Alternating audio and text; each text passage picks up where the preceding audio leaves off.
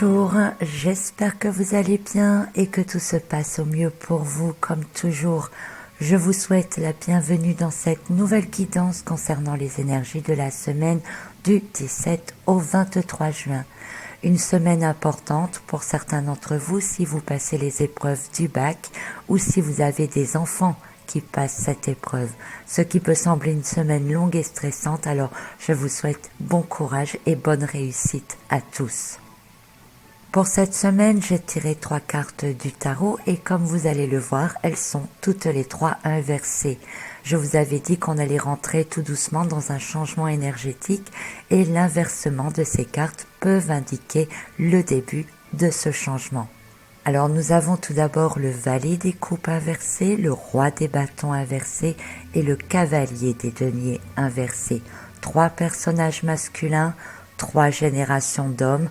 Remarquez que le valet et le cavalier sont tous les deux tournés vers le roi et que l'on dirait que chacun d'eux lui apporte quelque chose. Le valet apporte sa coupe, le cavalier lui apporte son denier. Un peu comme si cela annonçait une récolte prochaine, une récolte bénéfique, et on peut dire aussi comme si c'était normal finalement pour le roi qu'on lui apporte ce qui lui est dû.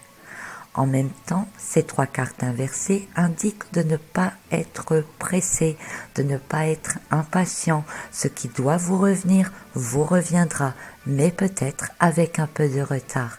Cela peut aussi dire que tout ce que vous pouvez faire maintenant, mettre en route maintenant, portera ses fruits un peu plus tard, que ce soit dans le domaine sentimental avec le valet des coupes ou le domaine professionnel avec le cavalier de denier. Les finances semblent aussi concernées avec les poissons qui sortent de la coupe et le denier bien entendu.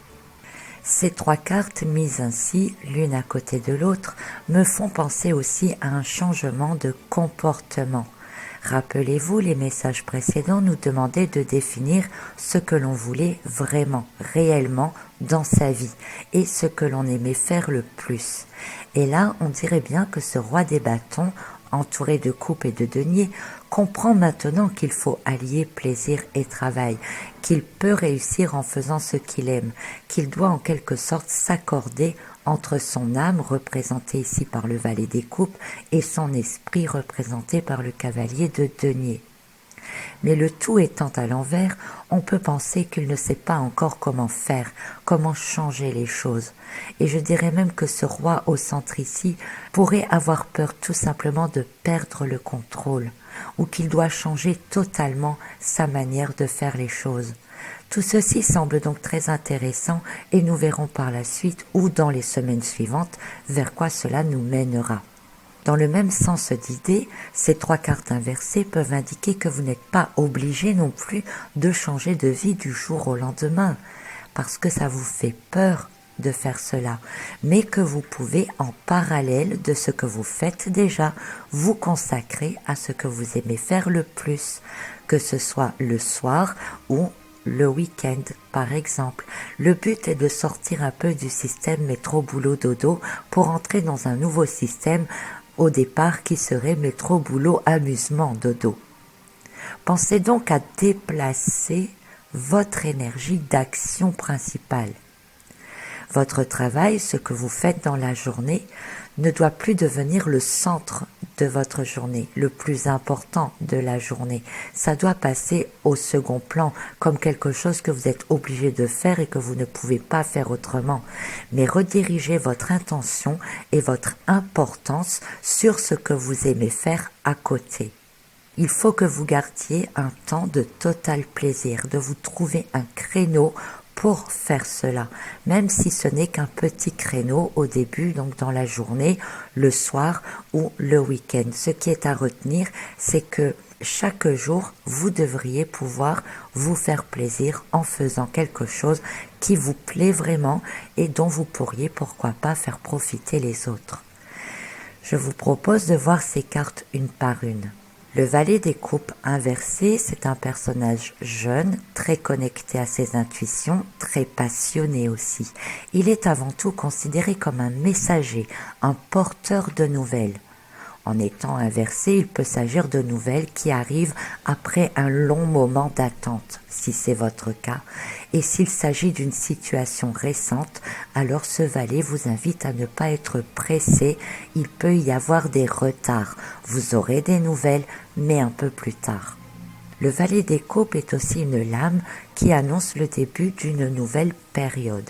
Et donc, en étant inversé, ce peut être la fin d'une période, comme si cette semaine serait une transition, pourquoi pas. Mais qui dit transition, changement, dit parfois aussi peur, doute et crainte. Et c'est aussi ce que véhicule ce valet des coupes en étant inversé. Les émotions peuvent être instables, le cœur dit d'aller de l'avant, la raison dit de rester en arrière et ce n'est pas toujours facile.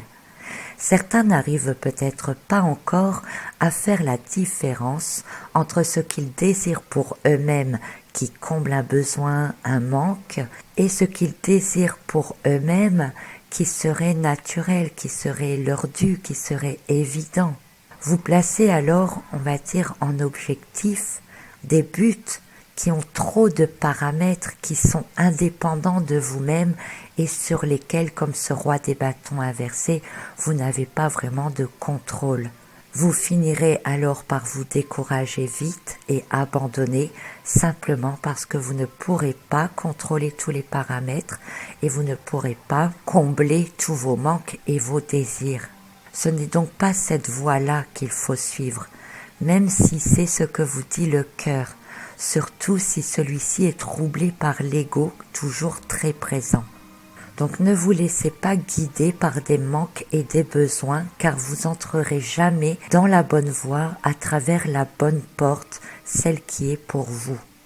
Alors que faut-il faire? Eh bien, replonger encore en vous et regarder en face qui vous êtes, ce que vous voulez. Apprenez à redéfinir vos buts et vos objectifs. Et si vous n'y arrivez pas, cette carte vous suggère d'enlever tout ce qui est lié à l'aspect matériel et financier, tout ce qui est dépendant ou interdépendant de vos émotions, tout ce qui comble des besoins, tout ce qui est dépendant des autres personnes. Votre but finalement ne doit plus être que celui de vous réaliser vous-même et pleinement. Tout le reste ne sont que des à côté, des plus, des surplus, qui ne sont pas forcément utiles et nécessaires pour votre réussite intérieure, votre évolution personnelle, en tout cas dans l'immédiat. Le valet des coupes inversé installe le doute en vous. Surtout si vous avez beaucoup réfléchi, travaillé sur vous-même ces derniers temps, vous en avez un peu assez de tout cela, vous aspirez au changement et en même temps vous pouvez sembler perdu. Ce valet inversé vous invite à vous laisser vraiment guider par votre petite voix intérieure, car quand vous êtes dans cet état-là, cet état de doute, c'est que vous vous laissez trop prendre au piège du mental. En tant que messager et carte de communication, ce valet inversé peut indiquer à certains d'entre vous qui passez par exemple 1 heure sur votre messagerie ou sur les réseaux sociaux chaque jour, d'essayer cette semaine, au moins cette semaine, de reprendre ce temps-là que vous passez sur les réseaux pour vous et de l'occuper autrement. Vous déconnectez en quelque sorte pour vous reconnecter à vous-même, à votre intérieur, à reprendre du temps pour vous, pour faire ce que vous aimez le plus. D'ailleurs, rappelez-vous que le message de la semaine passée invitait à une totale reconnexion à soi. Alors ensuite, nous avons le roi des bâtons qui, à la base, est un leader, un dirigeant, généralement bon et généreux. Ici, il peut vous représenter. Vous êtes cette personne au centre du tirage, le centre d'attention de vous-même cette semaine. Peut-être sentez-vous les changements énergétiques, vous voudriez que ça aille plus vite, vous aimeriez être enfin stable et surtout vous aimeriez vous réaliser vraiment parce que je pense que vous comprenez tous ces messages, l'importance de le faire. Il y a alors une certaine impatience, mais qui est liée au doute, aux craintes, à la peur de l'avenir, l'envie d'avancer mais avec encore trop de mal à quitter votre zone de confort et vos habitudes. Changer, oui, c'est le mot qui vous vient, mais pas tout en même temps. Vous ne vous en sentez pas capable, pas vraiment capable, et surtout, vous ne voyez tout simplement pas comment faire. C'est normal, c'est une réaction de survie humaine et un résultat de conditionnement. Le roi des bâtons inversé voudrait tout de suite. Il voudrait connaître l'avenir pour être sûr de ne pas se tromper. Il a peur de ne pas pouvoir avancer comme il le souhaiterait. Il a des envies, des objectifs et des buts qu'il ne se sent pas dans la possibilité d'atteindre. Il peut vous donner cette sensation que vous n'y arriverez jamais, que certaines choses ne sont pas pour vous, que tout est trop incertain. Comme vous le voyez, il ne bouge pas, il n'entre pas en action. D'ailleurs, aucun des personnages de cette semaine n'est vraiment dans l'action. C'est une énergie statique qui vous donne la sensation de bouillir à l'intérieur, de vous énerver ou de paniquer peut-être. Mais c'est cette envie d'avancer, de passer à autre chose, de réaliser des choses pour vous qui à l'intérieur vous pousse. J'ai envie de répondre à cela, que votre problème finalement est que vous cherchez peut-être trop à répondre à la question du « comment vous allez faire ?» Beaucoup se disent ça. Je ne sais pas comment faire. Pourquoi ne vous diriez-vous pas plutôt « pourquoi est-ce que je dois le faire ?»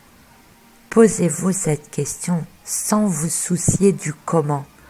Déjà, répondez à la question du « pourquoi je dois le faire ?» Si vos réponses à cette question du « pourquoi » sont dans l'alignement de votre vie idéale, ne vous posez alors plus de questions. Si vous sentez que votre réponse vibre en vous, ne vous posez plus de questions et commencez, comme je le disais tantôt, à prendre peut-être chaque jour un peu de temps pour vous, pour faire ce que vous aimez. Et la suite viendra tout seul. Le comment viendra tout seul. C'est tout le principe de la loi d'attraction. Si votre réponse vous montre qu'en fait, vous comblez un besoin, alors ne vous posez plus la question parce que ce que vous avez décidé n'est certainement pas la bonne voie ou pas la manière de l'aborder en tout cas. Donc rappelez-vous, arrêtez de vous angoisser avec les comment je vais le faire parce que avec des comment, vous ne passerez jamais à l'action et vous ne pourrez jamais atteindre vos objectifs. Concentrez-vous sur la question du pourquoi je dois le faire. Si l'argent n'existait pas, si les contraintes n'existaient pas, si les obligations n'existaient pas, si les autres ne vous mettaient pas la pression, si vous n'aviez pas peur du jugement des autres, que deviendrait votre but et votre objectif? Pourquoi devriez-vous le faire? C'est ça la véritable question à laquelle je vous invite à réfléchir cette semaine. Prenez vraiment ce temps pour répondre à cette question. J'ai une petite pensée entre parenthèses ici pour vous, Victor, si vous écoutez cette vidéo.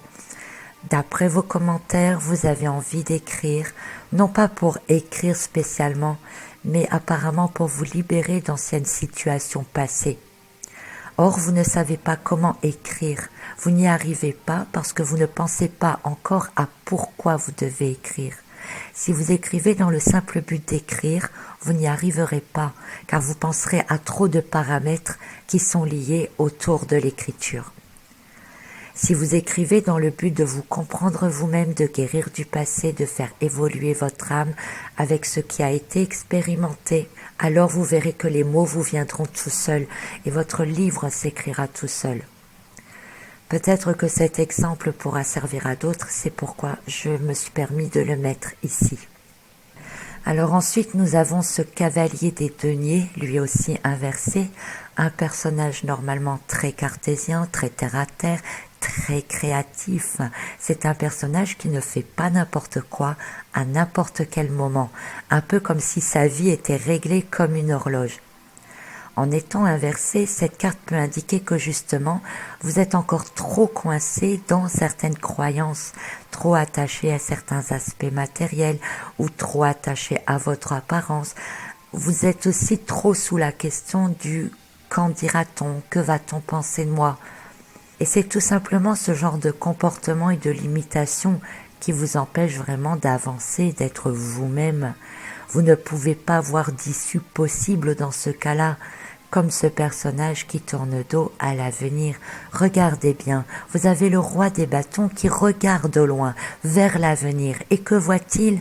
Eh bien, il voit ce cavalier tourné vers lui, qui se met en plein devant sa vue et qui lui bouche la vue. Si ce cavalier de denier représente ici vos limitations, vos croyances obsolètes, vos différents attachements, eh bien vous voyez que c'est tout ça qui vous bouche la vue, qui vous empêche de voir plus loin, qui vous empêche d'accéder à d'autres possibilités de faire ce que vous aimeriez faire. Vous semblez alors coincé dans une sorte d'identification, un bac à sable duquel vous n'arrivez pas à sortir. Alors pourquoi ? Peut-être avez-vous peur que dans le bac à sable suivant, on ne s'y amuse pas assez? Avez-vous peur de découvrir de nouvelles connaissances, de nouveaux horizons? Avez-vous peur de faire trembler tous vos fondements? Avez-vous peur de vivre pour vous?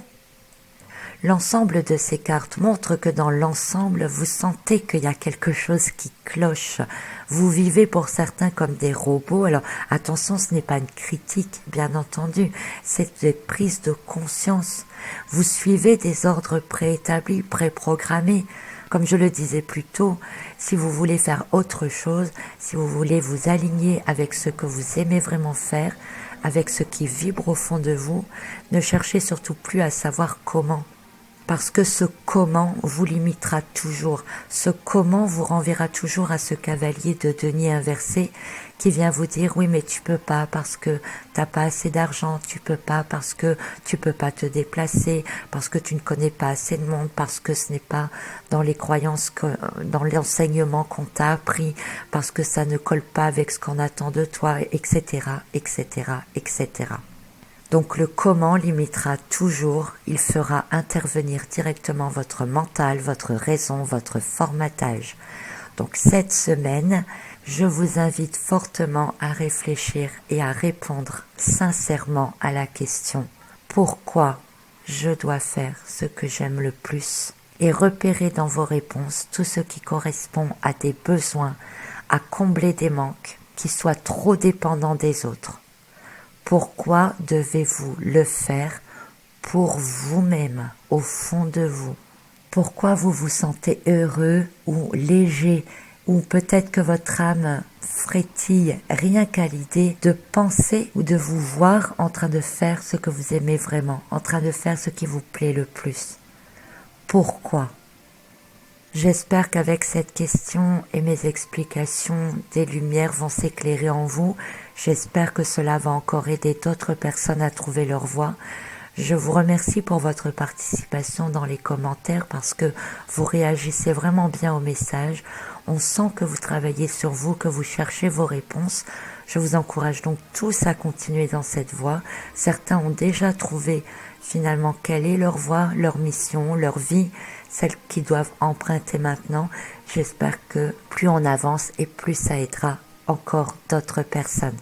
Je vous souhaite une excellente semaine à tous et je vous dis à très bientôt pour un autre message.